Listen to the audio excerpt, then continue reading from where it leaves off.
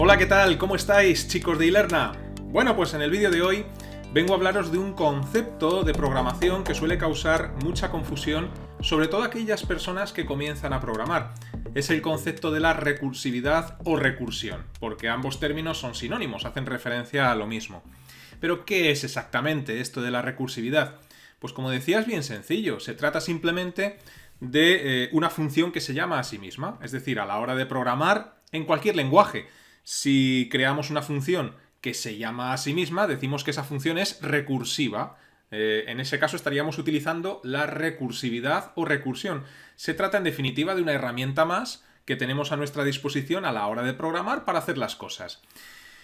Aquí veis un sencillo ejemplo de lo que sería una función recursiva, una función que utiliza la recursividad. Podría ser una función de Java o de C#, porque coinciden en sintaxis. Fijaos que la función se llama cálculo y dentro de esta función lo que hay es una llamada a la propia función, a sí misma, a la función cálculo. Bueno, pues esto es lo que sería una función recursiva. ¿Y esto no da ningún tipo de error a la hora de programar? Bueno, este código en concreto sí. De hecho, si lo probáis en C#, en Java, veréis que se va a producir un desbordamiento de pila. El típico y mítico error de Stack Overflow. Stack Overflow, por cierto, aprovecho para decíroslo, es un foro que hay en Internet de programación que yo lo considero herramienta imprescindible para cualquier programador. No solamente cuando estás aprendiendo a programar, que también, sino sobre todo cuando ya trabajas como desarrollador o programador. Es una herramienta excelente. Y el nombre que le dieron a ese foro, pues coincide precisamente con este error que se produce muchas veces a la hora de utilizar la recursividad, ¿no? Un desbordamiento de pila, Stack Overflow. ¿Por qué? Bueno, pues porque entra como una especie de bucle infinito sin llegar a ser un bucle. Es decir, es una función que se llama a sí misma y al llamarse a sí misma se ejecuta y se vuelve a llamar a sí misma y de ahí no salimos nunca. Entonces esas llamadas van ocupando espacio en memoria y al final la memoria se ve desbordada. El desbordamiento de pila. Ahora después mencionaré brevemente cómo evitar este error cuando utilizamos la recursividad. Pero bueno, antes de eso, una vez entendido el concepto, que espero que lo hayáis entendido, ¿esto para qué sirve en realidad? Bueno, pues para resolver problemas y situaciones que nos van a surgir a la hora de programar, pues de una forma más elegante, quizás más eficiente. Normalmente, todo lo que podemos resolver con recursividad, lo podemos también resolver con bucles. Pero en ocasiones la resolución utilizando bucles es muy compleja. Y viceversa. A veces lo complejo es utilizar la recursividad en lugar de un bucle. Así que, dependiendo del escenario o la situación en la que te encuentres a la hora de programar, dependiendo del problema que tengas que resolver, pues en ocasiones utilizarás la recursividad y en otras ocasiones utilizarás bucles. En definitiva, se trata la recursividad de repetir un código, un número determinado o indeterminado de veces, lo mismo que hace un bucle. Muchas veces cuando me encuentro en el aula explicando conceptos de programación, los alumnos que están empezando a programar, muchas veces me piden casos concretos y en programación pues no siempre se pueden dar casos concretos. Y este es uno de los casos. Cuando explico esto en el aula, el alumno siempre me dice, bueno, pero ¿cuándo tengo que aplicar en concreto la recursividad y cuándo tengo que aplicar en concreto un bucle? La respuesta no es sencilla porque depende de muchos factores. Yo siempre les digo a mis alumnos que la programación no responde a leyes fijas, aunque parezca que sí.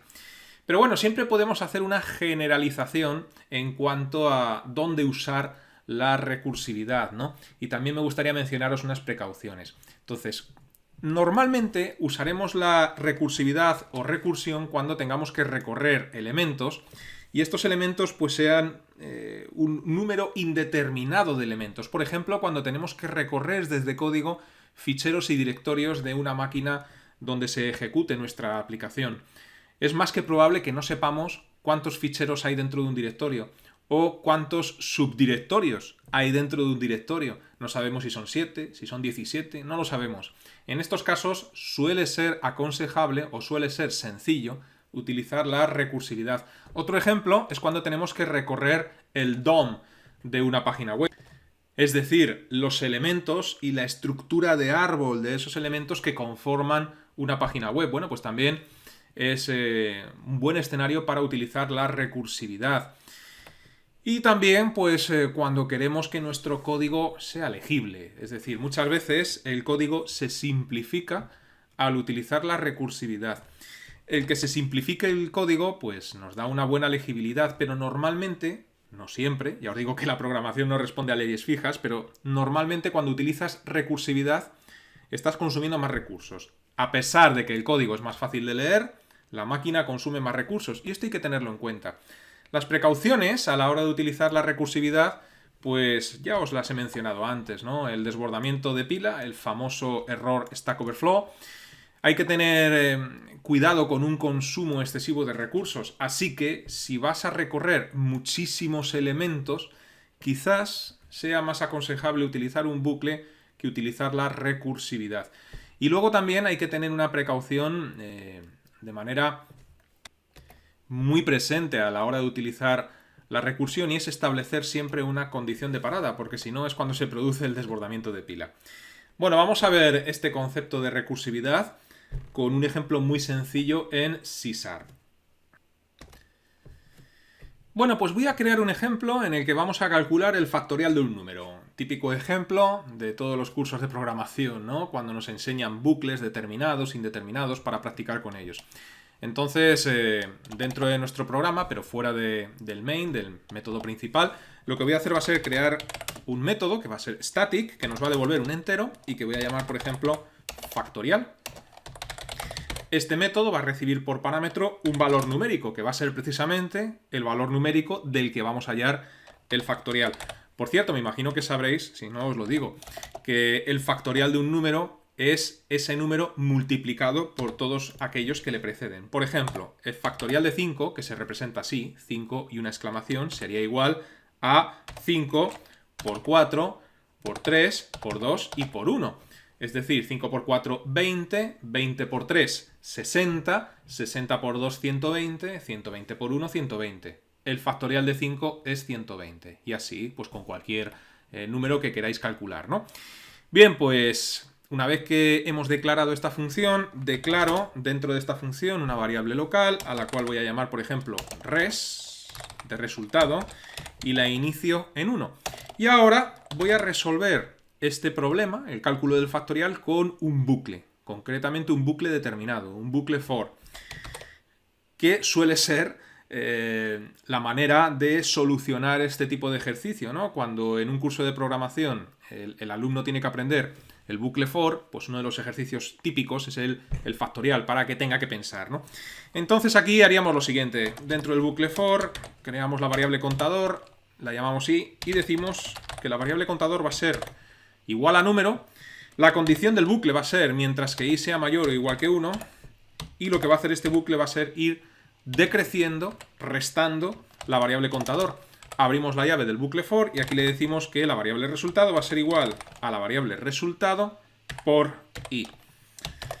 Y luego ya fuera de lo que sería el bucle for, vamos a hacer que este método nos devuelva el valor que se ha ido acumulando en la variable resultado. Bueno, pues en principio ya estaría. Este método nos va a calcular el factorial del número que le pasemos por parámetro. Y ahora en el main, pues lo que vamos a hacer va a ser un call_solWriteLine para ver el resultado de ¿qué? Pues de una llamada a esta función factorial, pasándole, por ejemplo, como valor el 5, del que hablábamos antes. Ahí está. Si guardamos cambios y ejecutamos nuestro programa, pues vemos que nos dice 120. Funciona, ¿no? Si le decimos, por ejemplo, 6, pues aquí nos va a decir 720, y si le decimos 4, pues otro valor diferente, para que veáis que esto, pues efectivamente hace su trabajo, ¿no? Aquí lo tenemos. Bueno, pues igual que hemos resuelto este problema con un bucle for, también podemos resolver este problema utilizando la recursión, es decir, una función que se llama a sí misma. Y voy a hacer lo siguiente, para que veáis que en este caso en concreto quizás el código se simplifica más utilizando la recursión que utilizando el bucle for. Claro que también os digo que estamos consumiendo más recursos, aunque con este programa la verdad es que nos da exactamente igual, porque es un programa tan breve que aunque consuma un poco más de recurso, a la máquina no le va a afectar, ¿no? Pero lo voy a dejar comentado ahí para que podamos comparar ahora después un código y el otro. Entonces aquí vamos a volver a declarar exactamente la misma función, static int factorial, que va a recibir por parámetro un valor numérico al que llamo número, abrimos y cerramos. Bien, pues esto sería tan sencillo utilizando la recursión como decirle devuélveme return el valor que te he pasado por parámetro, imagínate que es un 5, por lo que devuelve la función menos 1. Es decir, factorial de número menos 1. Ahí está. ¿Dónde se produce la recursividad? Pues aquí concretamente estamos llamando a la misma función dentro de la función, una llamada a sí misma. Pues aquí está. Si examináis el código detenidamente, imaginaos que le pasamos por parámetro a esta función un 5. ¿Qué es lo que nos va a devolver? Pues nos va a devolver ese 5 por, concretamente, el factorial de ¿qué? De 4, es decir, número menos 1, 5 menos 1, 4. El factorial de 4, no sé exactamente ahora mismo cuál es. Bueno, sí, 4 por 3, 12, 12 por 2, 24, ¿no? Pero lo que está ocurriendo aquí es que hay una llamada nuevamente a la función, pero en este caso le estamos pasando el valor 4. O sea que aquí volvería a hacer la llamada. Pero si os dais cuenta en este código, esto nos va a dar un error. Nos va a dar el error de Stack Overflow, desbordamiento de pila. ¿Por qué? Pues porque no hay una condición de parada. Esto no para nunca. Cuando llegue al 0, continuará con los números negativos. Y ahí pues vete a saber lo que pasa, ¿no? Es decir, cuando llegue al 0, después de restar número menos 1 un montón de veces, pues llegará al factorial de menos 1, al factorial de menos 2, de menos 3, y eso nos va a dar un error. Así que, en este caso en concreto, hay que establecer una condición de parada. En este caso en concreto, y en general siempre que utilicemos la recursión, porque si no da error.